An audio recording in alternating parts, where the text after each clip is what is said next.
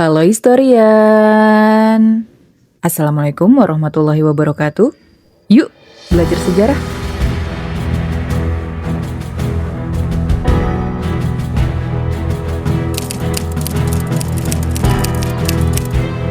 Beberapa waktu lalu, pemerintah Malaysia mengumumkan akan kembali melakukan pencarian pesawat Malaysia Airlines MH370 yang hilang pada tahun 2014 silam. Historian masih ingat hilangnya pesawat Malaysia Airlines MH370? Pesawat milik Malaysia ini hilang kontak pada tanggal 8 Maret 2014. MH370 melayani rute Kuala Lumpur menuju Beijing, China. Mengangkut 239 orang, termasuk penumpang dan kru. Kemudian, pemerintah Malaysia melakukan pencarian, seperti menggunakan analisis data satelit, menunjukkan kemungkinan pesawat jatuh di sebuah tempat di Samudra Hindia bagian selatan, di lepas pantai Australia Barat. Namun pencarian belum menemukan titik terang hingga saat ini. Bepergian menggunakan pesawat terbang, baik tujuan provinsi lain di Indonesia atau ke luar negeri, kita berharap dapat menikmati perjalanan dengan aman dan nyaman. Tapi ketika musibah kecelakaan, baik karena faktor alam, teknis, maupun manusia, adalah sesuatu yang tidak kita harapkan dan menjadi duka bagi keluarga korban. Pada video kali ini, saya akan membahas beberapa kejadian musibah kecelakaan pesawat terbang yang menimbulkan banyak korban jiwa. Mau tahu lebih lanjut? Yuk tonton video ini sampai selesai. Tapi sebelum itu, buat yang belum subscribe, jangan lupa subscribe, nyalakan lonceng notifikasinya, dan share video ini ke teman-teman kalian.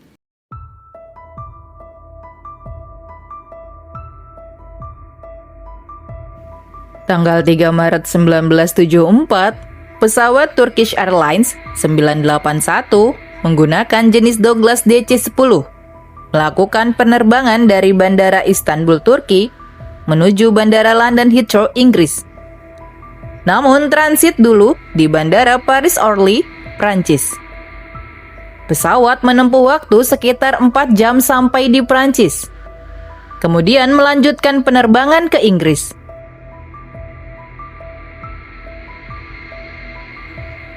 Beberapa menit setelah terbang, pintu kargo pesawat terlepas, mengakibatkan 2 baris kursi terakhir tersedot keluar pesawat, dan 6 penumpang terlempar ke udara. Kemudian terjadi dekompresi eksplosif, mengakibatkan beberapa kabel pesawat terputus. Keadaan ini membuat pilot hilang kendali, membuat pesawat jatuh di hutan Ermenonville, Paris, Prancis. Tercatat sebanyak 346 orang tewas, termasuk 6 orang yang terlempar dalam kecelakaan pesawat tunggal paling mematikan ini. Kecelakaan ini menjadi puncak dari serangkaian insiden yang melibatkan masalah desain pintu kargo pada pesawat DC-10. Tragedi ini memicu perdebatan publik dan penyelidikan besar-besaran terhadap cacat desain dan sertifikasi pesawat berbadan lebar generasi awal, seperti DC-10. Di tengah persaingan ketat pasar penerbangan tahun 1970-an, yang akhirnya memaksa produsen untuk mendesain ulang mekanisme penguncian pintu kargo.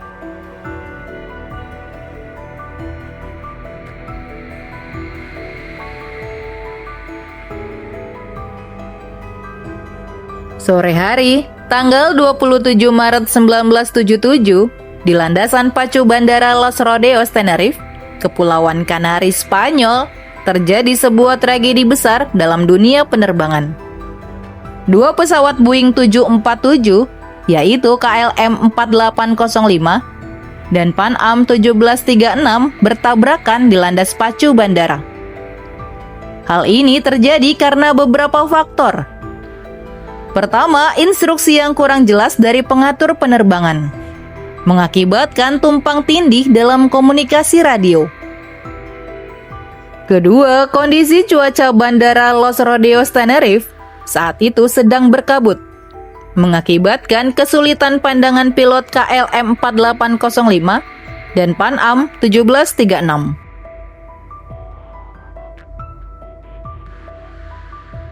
Saat itu, pesawat KLM 4805 dan Pan Am 1736 berada di landasan pacu dan sedang bersiap untuk lepas landas.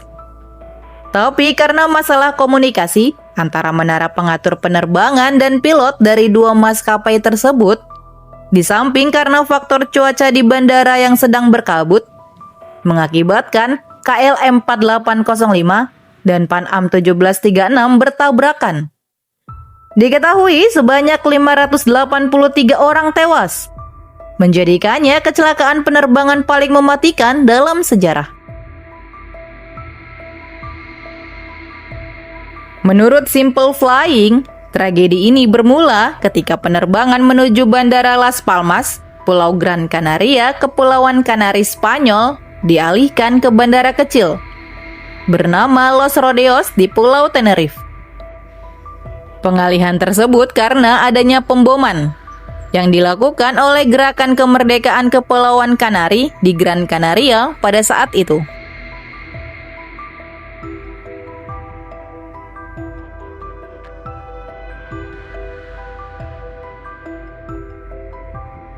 Ledakan bom di pesawat pernah terjadi dalam dunia penerbangan.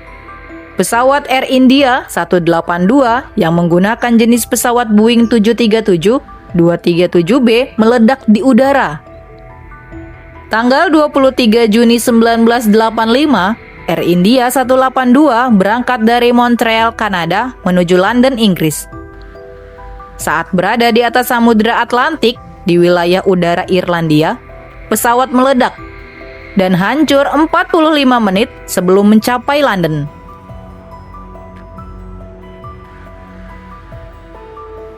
Sebanyak 329 orang tewas dalam tragedi ini.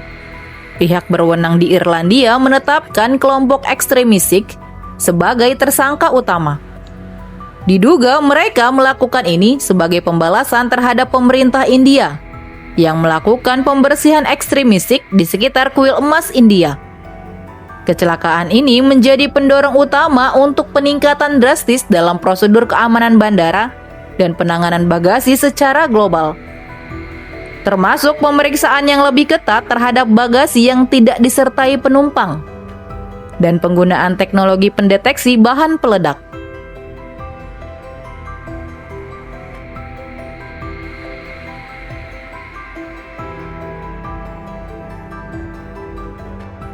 Tanggal 12 Agustus 1985, pukul 6 sore lebih 12 menit waktu Tokyo, pesawat Japan Airlines JAL 123 yang menggunakan Boeing 747-100SR dengan membawa 15 awak dan 509 penumpang lepas landas dari Bandara Haneda menuju Osaka, yang menurut jadwal akan mendarat 1 jam kemudian. Saat itu sedang masuk masa liburan Bon Odori, sebuah tradisi musim panas Jepang, sehingga masyarakat berlibur atau pulang ke kampung halaman.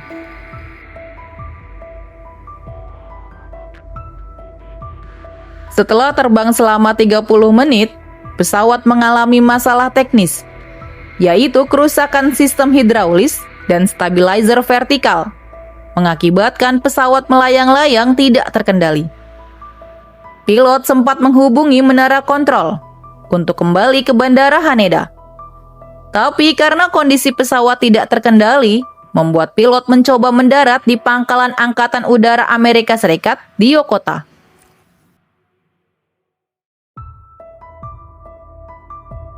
Namun pada pukul 18.56 waktu setempat, JAL 123 hilang kontak. Setelah dilakukan pencarian, ternyata pesawat menabrak puncak gunung Osutaka. Dalam musibah ini, 15 awak JAL 123 serta 505 penumpang tewas dan 4 penumpang lainnya luka-luka.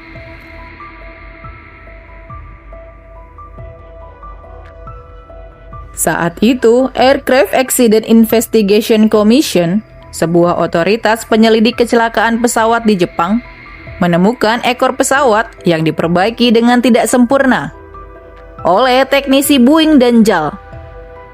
Setelah pada tanggal 2 Juni 1978, ekor pesawat tersebut pernah tersenggol.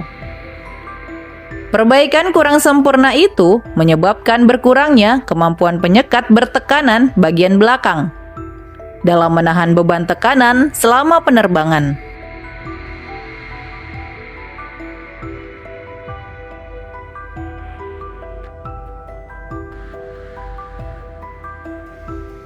Historian pernah membayangkan pesawat bertabrakan di udara. Musibah ini pernah terjadi di wilayah India. Tanggal 12 November 1996, Saudi Arabian Airlines 763 berangkat dari Bandara Internasional Indira Gandhi, India, menuju Bandara Internasional King Abdul Aziz, Arab Saudi. Di sisi lain, pesawat Kazakhstan Airlines 1907, pesawat charter dari Bandara Internasional Shymkent, Kazakhstan, menuju Bandara Internasional Indira Gandhi, India.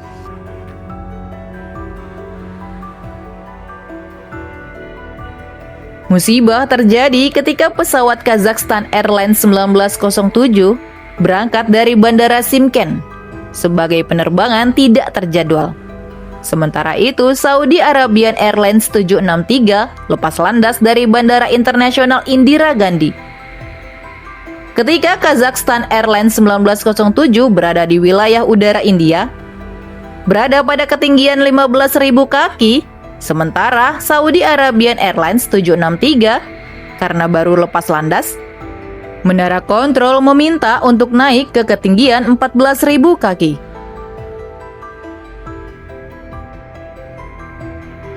Tanpa alasan jelas, Kazakhstan Airlines 1907 turun ke ketinggian sampai akhirnya bertabrakan dengan Saudi Arabian Airlines 763 di udara. Tercatat sebanyak 349 orang dari kedua pesawat tewas. Salah satu faktor penyebab adalah keterbatasan bahasa Inggris sebagai bahasa standar penerbangan internasional di pihak pilot Kazakhstan, dan kurangnya radar pengawasan sekunder yang memadai di Bandara Internasional Indira Gandhi, New Delhi.